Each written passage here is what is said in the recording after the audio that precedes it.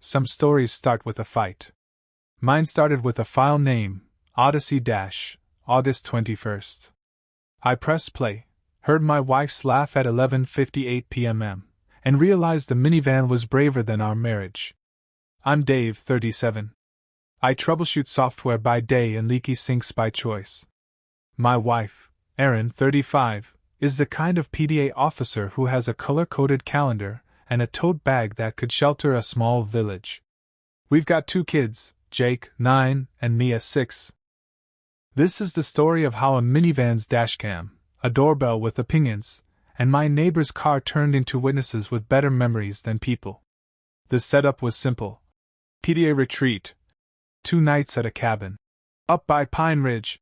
And a text from Erin that said I'll be off-grid a lot, spotty Wi-Fi. She kissed the kids, kissed my cheek, and left in our van because it fits the raffle baskets. I stayed home, made a grocery list that overestimated my talent, and promised the kids pancakes if we survived my cooking. Here's a quirk about me: I like quiet systems that keep receipts. Our minivan has a dashcam module I installed after a sideswipe last winter. It saves clips to a microSD and, because I can't help myself, also auto-uploads to our family iCloud. Which means the iPad on our kitchen counter shows a neat little folder called Odyssey_. Night 1, 11:58 p.m. I'm on the couch with laundry and a documentary about people who restore old baseball gloves. The kitchen iPad, 10 feet away, wakes up and autoplays the newest clip because Apple thinks surprises are fun. There's the van's hood, headlights, the timestamp, and then a laugh. Not mine. The clip shows the van parked on a dark street by a small-town football field. Passenger door opens. A man in a windbreaker jogs up and hops in like he's late for a movie. Coach Dan. I know Coach Dan. He runs the middle school PE program and somehow wears sunglasses indoors without committing a crime. Erin's voice says, "You made it." His voice says, "Wouldn't miss it." They fist bump like teenagers. I pause the video and do the thing I promised myself I would do if my gut ever whispered. I write down facts, not feelings. Time, 11:58 p.m. Clip, Odyssey_2025-08-21-2358. Passenger, Dan Miller, Coach. Location guess, Pine Ridge High School lot.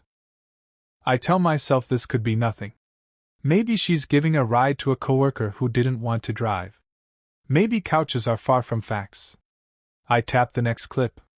The van pulls into a gravel driveway lined with string lights. A wooden sign says "Welcome, Pine Ridge Hideaway." The dashcam mic catches a robotic chime. Motion detected, front door. Erin laughs again, the laugh you save for the person who already knows the punchline. The clip ends with a porch and a Ring doorbell framed dead center, the kind that lights up like a tiny casino. I don't sleep much. In the morning I assemble pancakes that taste like penance and drive the kids to soccer. I don't tell them anything because they deserve Saturday, not subpoenas. While they warm up, my phone dings with an email to our family account titled "Welcome, Guests, House Notes, and Quiet Hours." It's from Pine Ridge Hideaway. Erin must have used our shared email for the booking, or the organizer put me on the blast list. Either way, attached is a courtesy clip the host sends when people struggle with the smart lock. I open it in the minivan, AC blasting to keep my hands steady. The video shows the cabin's porch from the Ring doorbell. First, 2 PDA moms I recognize, juggling tote bags and laughter. Then Erin, looking happy and a little too lit by string lights. Then Coach Dan, carrying a cooler that probably isn't full of Gatorade. The Ring has one of those cheerful AI announcements. "Welcome back, Erin." It says her name. I watch it twice to make sure I didn't invent that. The host's caption underneath reads, "Use the code twice if it doesn't take the first time." And then, because the universe has a sense of humor, a smiley face. I forward the email to my personal account, download the clip, and save it to a folder I name with all the creativity of a man buying a plunger, PDA_retreat. Then I do something aggressively normal. I cheer when Jake's team scores and buy Mia a blue ice pop that ruins her shirt and saves my sanity. At lunch I text Erin, "How's the retreat?" She replies, "Perfect. Team building plus early night. No signal soon." A little heart emoji that lands like a paper airplane. I don't reply. I go home, set the iPad on the counter, and scroll the Odyssey_ folder one more time. Midnight idling. The parking lot pickup. The porch. I add 3 screenshots to my notes. The timestamp, the ring greeting, the guest list email header with Erin's name. At 3:40 p.m., our group chat with other parents chirps. Someone posts a photo from the retreat, a long table, charcuterie, a mason jar centerpiece that screams Pinterest. Erin is at the far end, toasting. Coach Dan isn't in the shot. He could be the photographer. He could be in the kitchen. He could be the guy who knows where the smart lock battery is because he installed it. I want to jump in my car and drive the 2 hours to Pine Ridge. I also want to never drive anywhere again.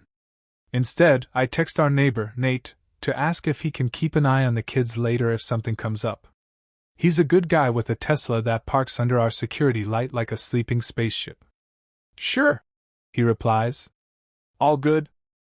Just a weird work thing." I lie because my wife's laugh on a dashcam isn't a text you send between patio beers. He thumbs back a laughing emoji, then adds, "Speaking of weird, Sentry Mode caught something last night by the school. People really hang out there after hours." He sends a grainy thumbnail of silhouettes near the athletic complex. Want the clip? Could be the kids messing around. My stomach drops in the polite way. "Yeah." I type. "Send it." He airdrops the file.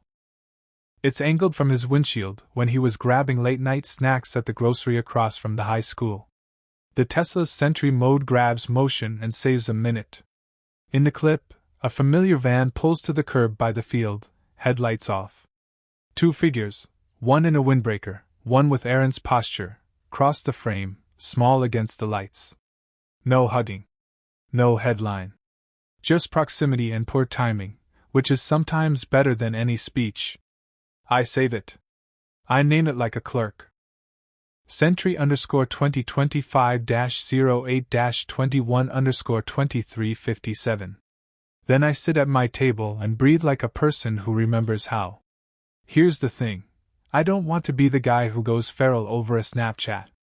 I want to be the guy who sets a boundary like a piece of furniture, solid, useful, not going anywhere when nudged. So I make a plan a 4th grader could follow. 1. Keep the kids' days sacred. 2. Consolidate everything, dashcam, ring clip, Sentry Mode. 3. Don't confront in a cabin full of witnesses and charcuterie. 4. Drive up tomorrow morning, visible and calm. 5. Ask tiny questions with dates, not adjectives. 6. If the answers insult the calendar, come home with the van, the kids' tote bag that Erin borrowed, and a call to a lawyer who sounds like a cardigan. At 7:12 p.m., Erin sends a sunset photo from the cabin deck with 3 heart emojis stacked like a traffic light. I text back one line, "Need to swing by Pine Ridge in the morning, dropping off something for Jake's coach." "Coach," I think, and let the word sit there until it stops laughing. "Okay," she replies. "Might be out on a hike early. Leave it by the door." "Right. The door with the ring that knows names." I pack a small overnight bag. Charger. Toothbrush. A notebook. The van's backup key, because I am done being the person who forgets backup keys. I kiss Jake and Mia goodnight and tell them we're making pancakes twice tomorrow, morning and for dinner, because sometimes the only way through is syrup. I set an alarm for 5:30. I put the iPad face down so it can't surprise me again. I put the clips on a thumb drive that lives in my jacket pocket. I am not a detective. I am a dad who wants his house honest. And then, because I won't sleep otherwise, I say the thing out loud that anchors me to the floor. I am not a victim. I am a man with a minivan that tells the truth. Tomorrow I drive to Pine Ridge. Tomorrow I knock, not to create a scene, but to turn on the lights. I was up before the alarm. Pancakes, twice promised, twice delivered. Nate came at 7 with a travel mug and I got them. Energy. I kissed heads, left a note on the fridge, and took my old Accord, the car that doesn't sync, upload, or confess. 2 hours of pines and pie billboards later, I turned into Pine Ridge Hideaway, string lights, gravel, and cabins named like scented candles. Same porch. Same Ring doorbell blinking like a polite cyclops. Helpful surprise number 1. The host was swapping a propane tank, clipboard in hand. "You must be Dave," he said, because secrets die at 2 cabin properties. "Dropping something for the coach?" "Yep." I held a bakery box I'd bought in town. "Props help." He nodded toward the porch. "Leave it there." Also sent a quiet hours reminder last night. Lots of late arrivals. "Your wife's group seems nice. Bit of a reunion vibe with the P.E. coach, huh?" No malice. Too much light. I smiled with my mouth. "Appreciate it." The ring chirped. "Someone's at the door." When I set the box down, through the window I saw a whiteboard, Hike 7, Team Building 9. The smiley face looked smug. I waited in the car where explosions go to die. 10 minutes later, the door opened. 2 PDA moms with yoga mats, then Aaron, cap, backpack, the saved laugh, then Coach Dan, windbreaker, hauling a cooler like hydration was a personality. They walked past my bumper, took the trail behind the cabins. 2 hours to the overlook, Aaron said. I started a timer. I wasn't here to stalk a switchback. I was here to make noon uncomfortable. While the trail ate them, I laid out tools on a mental towel. Dashcam pickup at 11:58. Ring. "Welcome back, Aaron." The sentry clip. The "Welcome, guest." Email. Aaron's. "Early night, no signal." Text. I took one slow lap and found helpful surprise number 2. A roster taped inside the game room window. Check-in list. Aaron K. PDA Press. Melissa B. Kim D. Tara S. Dan M. P/guest. Guest. Not. Speaker. Not. Vendor. Guest. At 11:56 my timer hit 2 hours, and the hikers returned in a string of flushed faces and water bottles. I walked to the porch with my best librarian energy. Melissa opened the door. "Dave." "Hi. The kids okay?" "Great," I said. "Can I borrow Aaron for 5 minutes?" Aaron stepped out, eyes flicking from bakery box to me to the ring. "This is unexpected." "Short sentences," I said quietly. "No adjectives. Start with last night." She folded her arms. "We got in late. At 11:58 you picked up Coach Dan at the high school lot," I said. Passenger door. Windbreaker. Fist bump. Her chin lifted. "He rode up with us so he didn't have to drive." Roads were dark. The ring said "Welcome back, Aaron." I said. "When were you here before?" She blinked. "We, scouted venues. In July. Quick trip." "We," I said. "Meaning you and Dan," she said soft. "He helps with field days. He knows vendors." I nodded at the roster in the window. "He's listed as guest, not PDA." "Who added him?" "I did," she said. "We needed a hand with coolers. Liability if he's not on the list." "Liability is a funny word to hide behind," I said. "You texted me early night, no signal. The cabin Wi-Fi sent me a welcome at 10:28. Her mouth twitched. "I didn't want to argue from a retreat." "I don't argue from porches," I said. "I ask small questions." "How long since we scouted?" "Since late spring," she said. "A few times." There it was, the part of the map where the lines meet. The trail end. The door cracked and Coach Dan leaned on the frame like an unpaid extra. "Everything cool here?" "Yep," I said. "We're using our words." Aaron shot him a "don't look at the camera" look. He faded. "Here's what happens next," I said, calm like a receipt.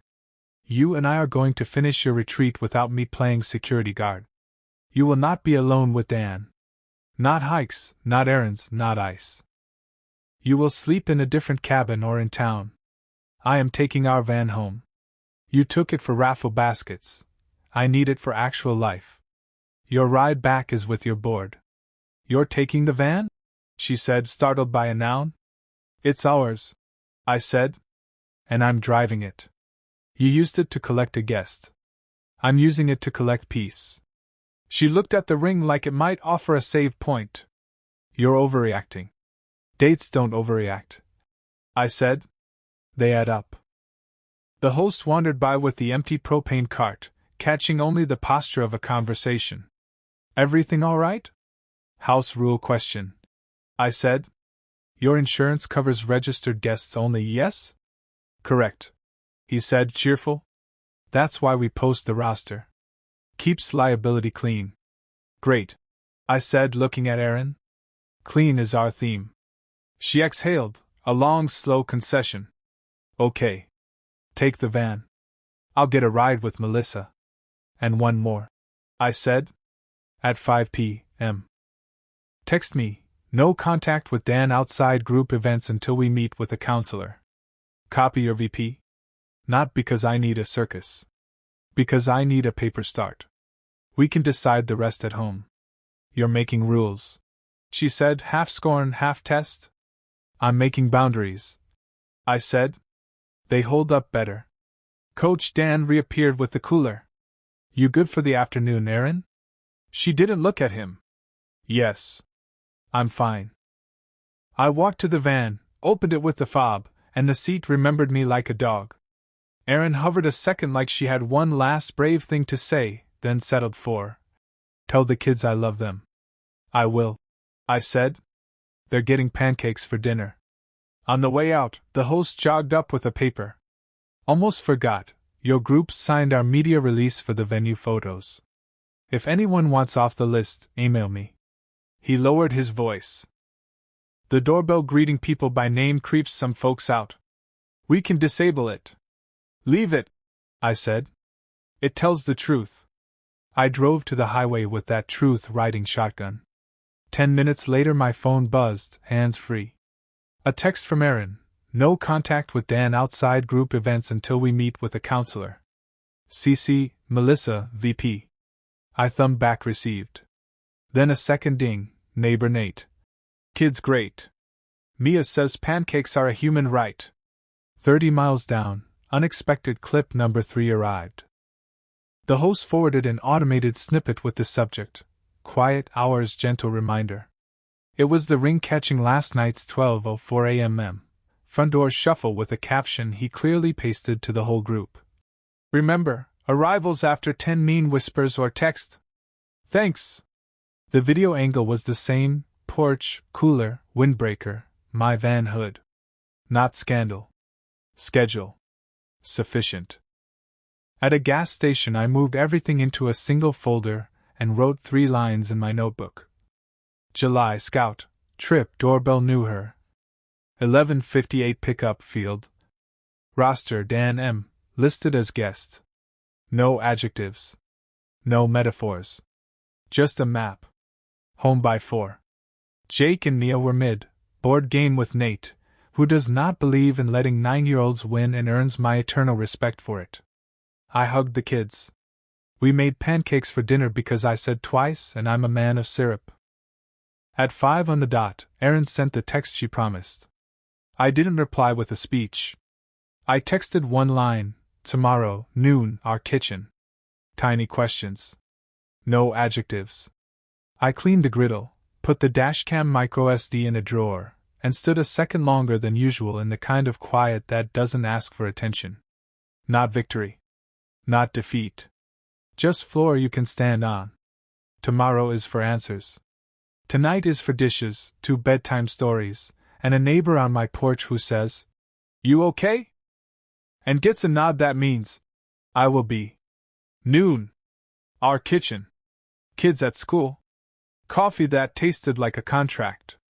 I set my notebook between the salt and the napkin holder and said the line that keeps me from writing speeches.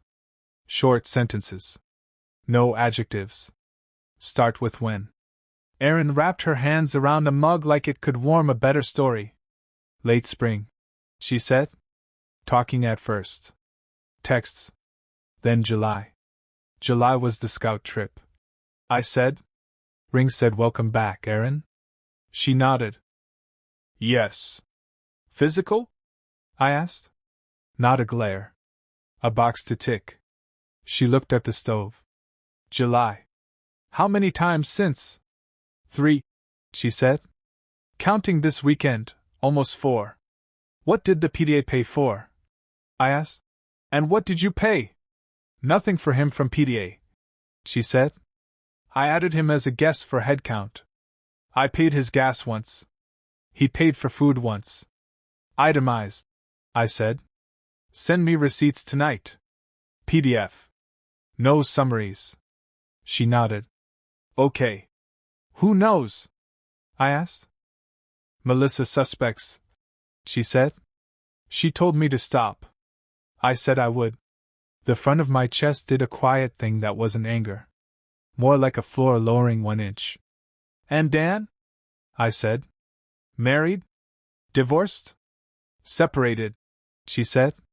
The word people use when they don't want to do math. I turned my phone to show her 3 screenshots. Last night, 11:58, the pickup. The ring greeting by name. Nate's sentry clip across from the field. She stared at the thumbnails like they might blink. We didn't do anything in the car. Correct, I said. You got in it. She flinched. You're building a case. I'm building a map, I said. Cases are for people who want a verdict. I want a plan. I slid the van keys across the table. One more thing. The Odyssey Bluetooth list added Dan's iPhone at 12:01 last night. Did you connect his phone? Erin blinked hard. He played a song. I didn't think. Thinking would have been useful, I said. Facts are fine. We sat with that for a minute. The fridge hummed. Somewhere a delivery truck gave up on second gear. Here's what I want, I said. Temporary separation. 2 weeks, minimum. You stay at your sister's or a short-term rental. We'll write a memo, bedrooms, schedules, money. No contact with Dan outside formal PDA settings. If the district calls, you tell the truth. If the PDA asks, you step back for now. We meet with a counselor only after the memo is signed. We keep the kids out of all words that aren't theirs. She swallowed. I don't want to blow up the PDA. You already did, I said calm. Small radius. That's what we're fixing. She nodded, eyes wet but contained. I'll pack a bag. My phone buzzed with a subject line I didn't invite. Code of Conduct Clarification. Staff presence at PDA retreat. From the district's HR inbox. It wasn't to me alone. It was to the PDA board list Erin had used last month, the one that still had my address because I designed a flyer once. The email quoted a policy about staff attending non-school overnights, allowed with written approval, prohibited from guest status, no one-on-one socializing after quiet hours, no use of personal vehicles for transport to off-site activities without prior forms. I didn't forward it. I didn't gloat. I just let it sit in the room with us like weather. Erin read it on her phone, closed her eyes, and said, I should have known. You did, I said. You wanted it anyway. She nodded again. I'll step back. I'll tell Melissa I'm taking a pause. Good, I said. Send me that text too. Not for leverage. For record. We moved to logistics. 20 minutes. Bullet points. Clean lines. She'd stay with her sister for 2 weeks. I'd keep the kids this week. We'd start a 50-50 rotation next week. Money, freeze joint card for extras, keep kids' expenses flowing, separate small allowances so no one buys, retreat coolers, by accident. Communication, text and email only, no midnight phone calls unless it's about a kid or a fire. Dan, no contact except group emails, no rides, no meetings alone, no. Post PTA wrap-ups. She sent the first 2 texts before she left. One to Melissa, taking a step back. Personal reasons. I'll CC you when I schedule counseling. One to me, moving to my sister's. I'll send receipts tonight. I replied to Melissa's copy with one line, thank you for supporting a clean pause. 10 minutes later, my inbox pinged again. The cabin host, bless his clipboard, sent a courtesy notice to the whole group, additional guest charges. If you added a guest after booking, here's your updated folio.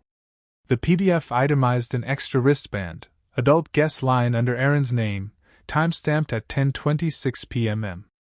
The amount wasn't big. The clarity was. I printed it. I didn't waive it. I put it in the folder with the other printouts under a label that said receipts, not revenge. Aaron stood. Do you hate me? No, I said. I'm done being married to you in the way we were. I'm not done being decent. She exhaled like a person who expected fire and found a fence. I'll pick up the kids from school tomorrow. I'll be on time. Thanks, I said. Don't bring him. Don't bring talk about him. She nodded, took a small bag, and left. The door clicked like a normal door. I cleaned the table because sticky rings make me madder than infidelity. I put the van keys on the hook. I texted Nate, all good. Thanks for this morning. He replied with a picture of Mia's blue tongue and the caption Human Rights Upheld. I laughed. I needed that. At 2, my phone lit with an unknown number. Hi, Dave, a woman said. This is Paula from the district HR office. We're conducting a routine check after a policy reminder went out to a PDA group. We understand you're on the contact list. We're not asking you to confirm anything personal.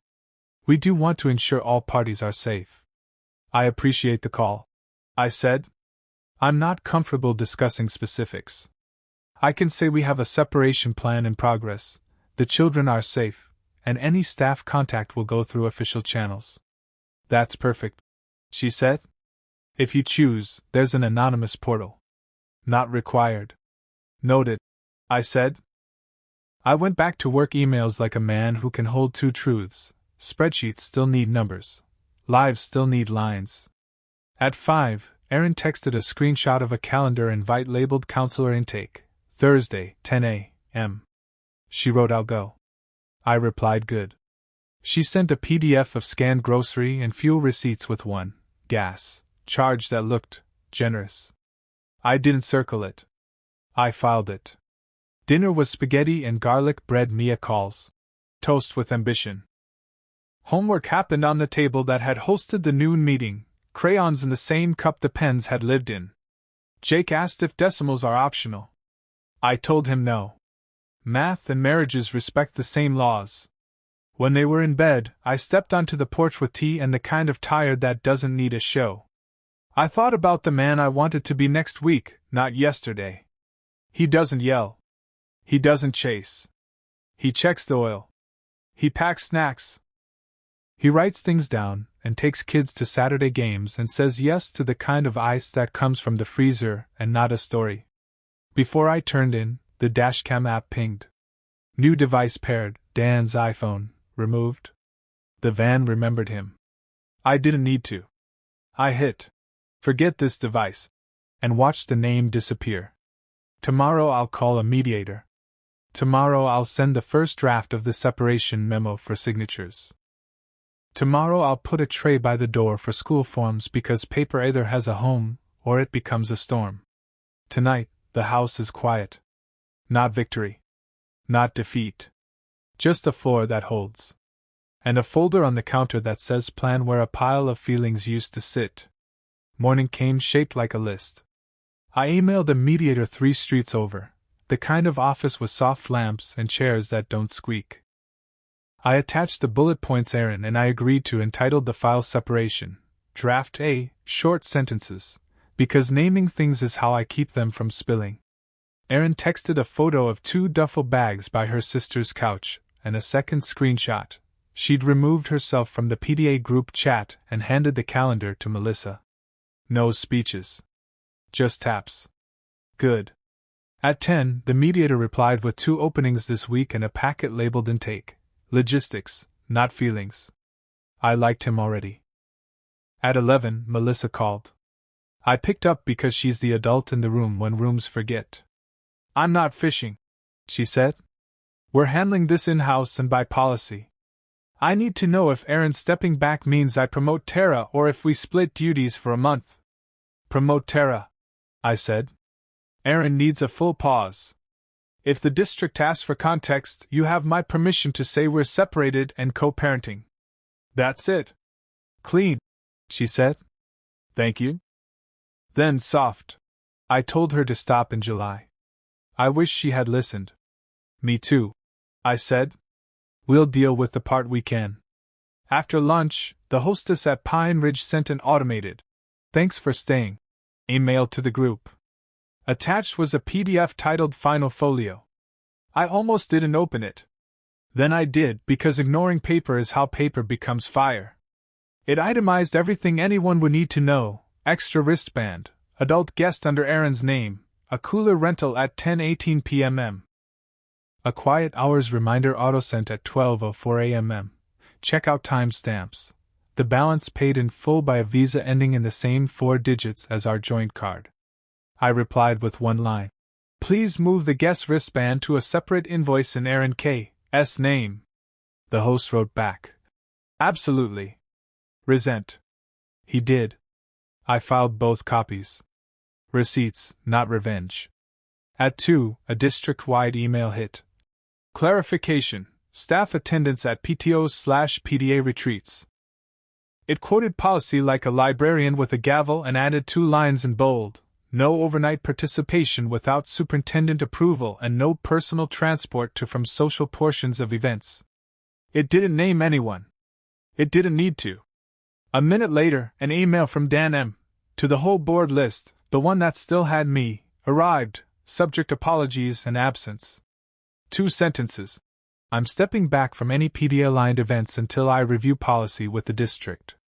Sorry for the disruption. It read like a coach who'd been benched by a rulebook he forgot to read.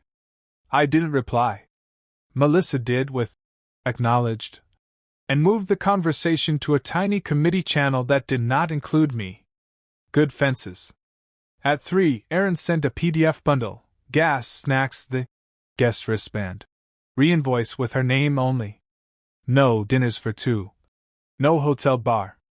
I didn't go hunting. If there's a deeper sea, the district can fish it. My job is children and cereal. I put a tray by the door marked school because forms either have a home or they become storms. I slipped the counselor intake pages under a clip and put colored pens in a mug like a man pretending control and finding some. Kids home at 3:30 brought the good noise back. Jake wanted help turning tenths into fractions. Mia wanted blue ice again.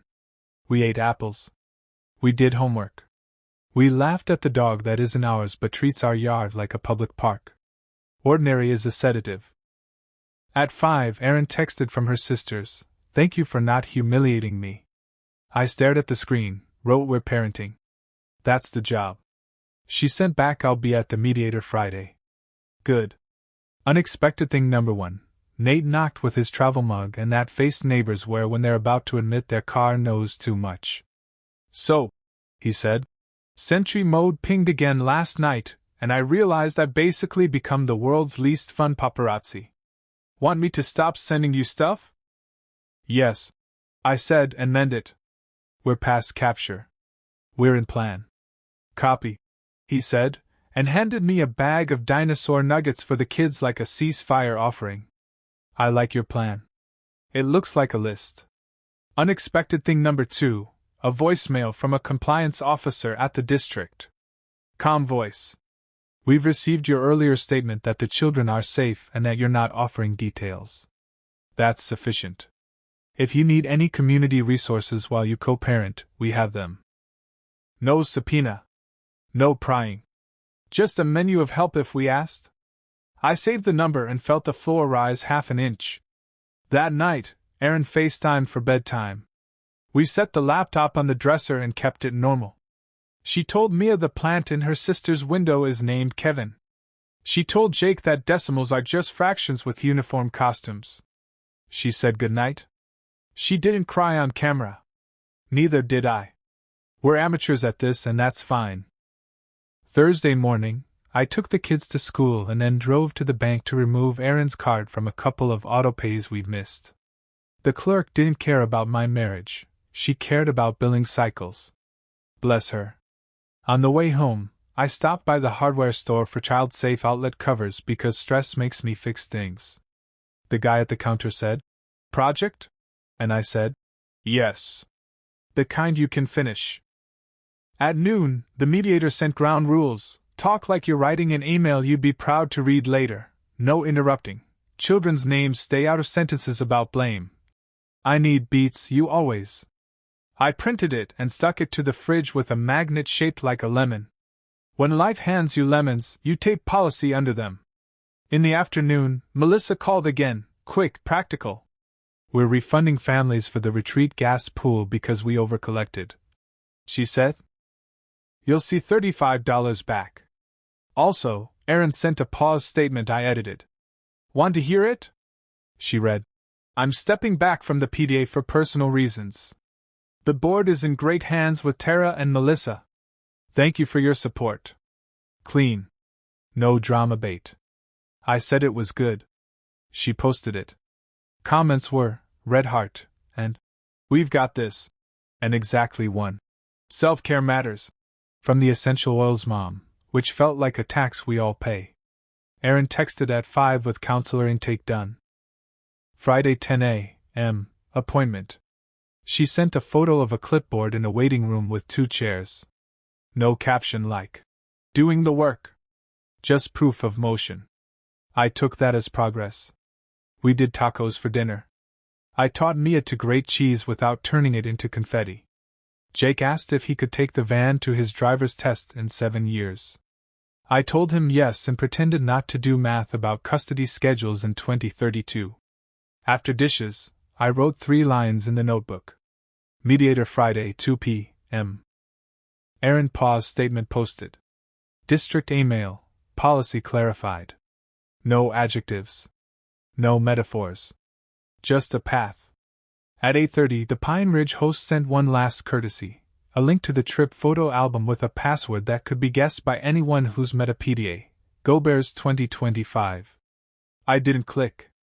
Then I did, because I'm a raccoon for documentation. 50 photos, charcuterie, a group selfie where everyone looks like they tried, sunset on the deck. 2 pictures in a row told the whole story anyway, one of Erin laughing at something to her left, one of Dan, out of focus, in the kitchen doorway with a blue wristband from nowhere he had any right to be. Not smoking gun. Smoking toaster. Enough. I didn't download them. I closed the tab and said enough, out loud so my brain would hear me. Friday, mediator day, showed up exactly on time like a dentist who knows the drill. Erica couldn't make it on short notice, so I brought my notes and a pen that didn't leak. Erin arrived with a paper bag holding a water bottle and the look of someone trying to be brave without looking like that's what she's doing. We sat. The mediator did his warm, professional intro. This is a table for plans, not verdicts. He complimented our bullet points. He added a handful. No new partners introduced to the children for 6 months. No overnight guests while kids are present. A shared calendar for school, health, and kid fun. A rule we both liked, no big decisions by text after 9 p.m. We signed the memo. Pens down. He scheduled a joint session for next week and 2 solo ones if we wanted them. You can decide after sleep, he said. Sleep sounded like an actual thing again. Outside, Erin stopped at the curb. Thank you for not making me the villain to everyone. I'm not writing a movie, I said. I'm writing a week. She nodded. Dan emailed to say he's stepping back. I blocked him. Good, I said. Keep doing good small things. They add up. She left. I went home by way of the grocery and bought the kind of syrup you only buy when you're trying to keep promises to children and yourself. That night, Jake beat me at Connect 4 without gloating, which is how I knew we're going to be okay. Mia put a sticker on the lemon magnet because policy needed flair. I laughed for no reason at all and turned off the lights without checking the doorbell app.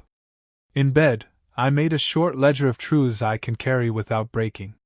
The van tells the truth. So does the ring. So do quiet rules on paper. Kids do better with pancakes than explanations. I don't need to win a scene. I need to build a life where scenes don't audition. Tomorrow I mow the lawn and teach Jake how to wrap the cord without turning it into a knot that can be seen from space. Tomorrow Erin does her counseling hour and, hopefully, tells the truth to a stranger with a legal pad.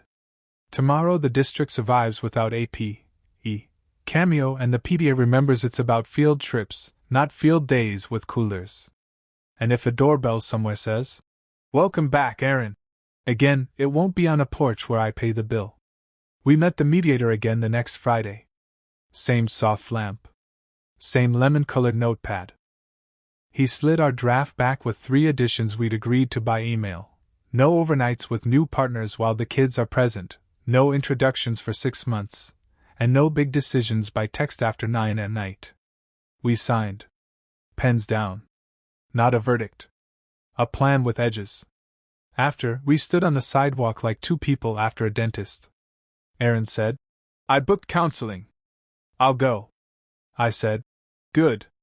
She said, "I'll send a step-back statement to the PTA." I said, "Please do." We left in separate cars that didn't try to pair. That weekend looked like a life on purpose. Soccer. Groceries. A board game Nate pretends he doesn't care about losing to a 9-year-old. The van key hung on its hook and didn't learn any new names. I slept hard enough to hear the morning. Monday brought 2 envelopes and 1 email I didn't ask for. Envelope 1, from Pine Ridge, a thank you note and a partial refund for the Guess wristband adult. Line now moved to Erin's separate invoice. I deposited it and moved the amount to a savings bucket labeled kids, shoes and field trips because money tells stories too. Envelope 2, from the district, a copy of their clarification notice for volunteers. 2 bold lines: staff need written approval for overnights, no personal transport to social portions, no one-on-one after quiet hours. Dry. Useful. I put it in a folder named Policy behind the lemon magnet. The email was from Dan. Subject: stepping back. 2 sentences to a list that still, somehow, had me on it. I'm stepping away from PTA-adjacent events while I review policy with the district. I'm sorry for any disruption. It read like a man who realized the field has lines. I didn't reply. Melissa did with 1 word. Received. Erin sent her PTA pause statement. I'm stepping back for personal reasons. The board is in great hands. Thank you. Comments were hearts and take care. No fireworks. This is how the world keeps spinning when your house is learning a new gravity, quietly, with small kindnesses that don't ask for applause. We met at our kitchen at noon like we said, tiny questions only. She brought a folder with receipts separated out. Gas she covered. Groceries she covered. The guest wristband, now her charge alone. She didn't hand me a monologue. She said 2 complete sentences that mattered. I did this. I'm sorry. I said, thank you. No ceremony. Just a door that can close soft. 2 things I didn't expect happened that week. 1. The Pine Ridge host, Clipboard Saint, emailed a follow-up offering to disable the ring's name greeting for future groups. It creeps people out. He wrote. Sometimes tech knows too much. I told him to leave it. Truth is not creepy, it's inconvenient. 2. The district sent a resource list to volunteers, counseling stipends, childcare swaps, a note about how to model boundaries for students. It was the opposite of gossip. It was grown-ups doing grown-up work. I didn't know school systems could feel like that. It helped. Erin moved into a short-term room at her sister's.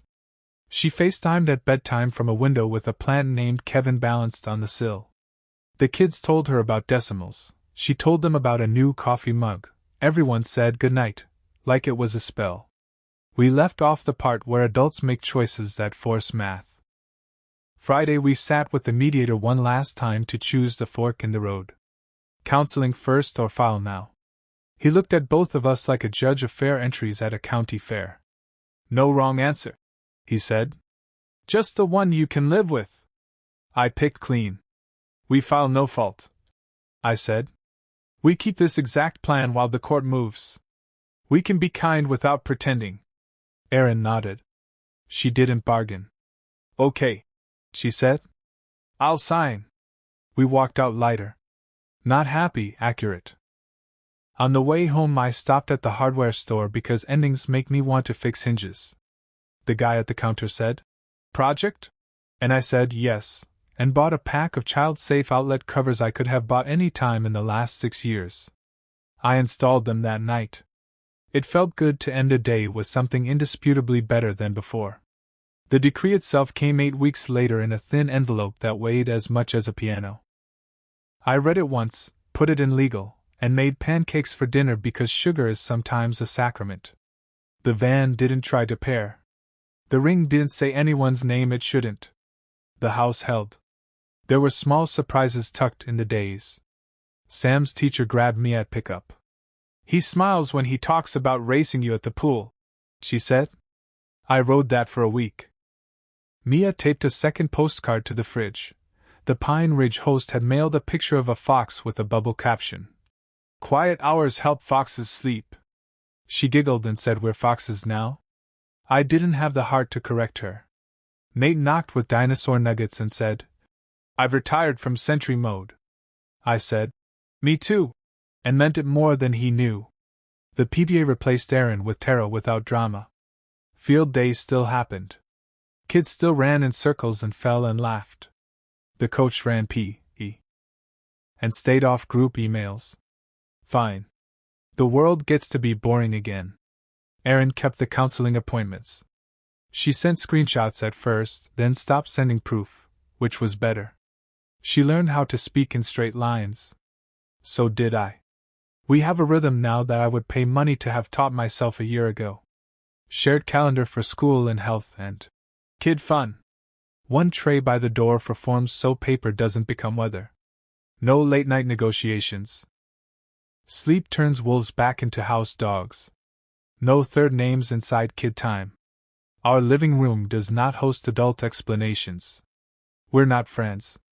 We're polite. We're good at the job that matters. The last unexpected thing happened on a Tuesday when I was wiping down a counter because sticky rings make me madder than infidelity. The dashcam app pinged with a system message, "Paired devices, one Dave's iPhone." I had forgotten I'd told it to forget every other name. It remembered my request. It felt like a metaphor even if I promised myself I'd stop using those. I'm not here to sell a moral. I'm here to write down the things I wish someone had taped to my fridge before a ring said, "Welcome back, Erin. If your gut whispers, listen." Write times, not speeches. Ask tiny questions that fit on one line. You're not crazy, you're careful. Documentation beats drama. Receipts beat apologies. A calm plan beats a loud one. Boundaries are kindness with steel inside. Kids need pancakes more than they need postmortems. They can hold a napkin with a doodled shell and not hold the weight of your marriage. They're allowed to be foxes who sleep through quiet hours. You can leave a story without burning the book. You can keep the part that still matters and put the rest in a folder you don't open every night. You can be sad and relieved and still make a grocery list that overestimates your talent. And you can be a man who refuses to audition for a scene and chooses to build a week instead. A week that turns into another one. A life that doesn't require a doorbell to tell the truth. My mirror test now is simple. Did you keep the plan? Did you love the kids with boring, reliable love? Did you let paper carry the weight your spine shouldn't? Most days, yes. On the days I wobble, I make pancakes for dinner and rehang a cabinet door and tell myself, out loud, the one true line that brought me home. I am not a victim. I'm the guy who names the file, labels the tray, forgets the wrong Bluetooth devices, and goes to bed on time. The lights still work. They're mine to turn off. Thank you for watching. Don't forget to subscribe to the channel, and see you in the next videos.